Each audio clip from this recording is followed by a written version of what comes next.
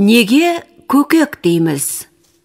Зейнеп деген ертеде, ешкі жүні келтеде, жеделі байсын жерінде, Қоңырат деген елінде көкек атты жігітке ғашық болған сұлу қыз екен.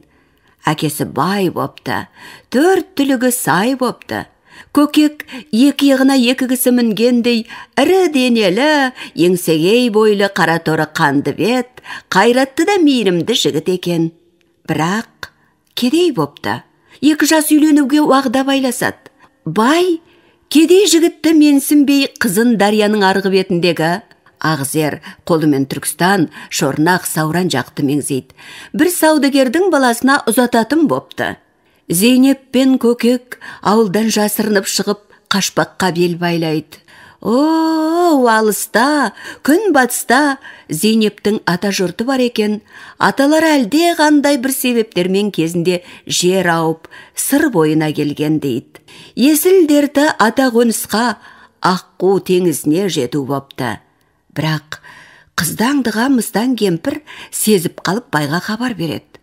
Бай қызын шақырып ақылын айтады.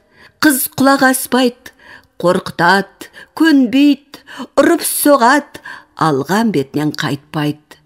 Тұрмысқа шықсам, көкекке шығам деп тұрып алады. Тауық айтып сағысынған әке қызына теріс бата беріп, атың өшсін дейді. Әке қарғысына ұшыраған Зейнеп құсқа айналып кетеді. Содан бері Зейнеп мыңдаған жылдар бойы көкек деп елді айналып көкекті іздеумен жүр. Көкекті мыстанның сиқыры құсқа айналдырып, Аққу теңізінен дәріге ұшырып әкетеді.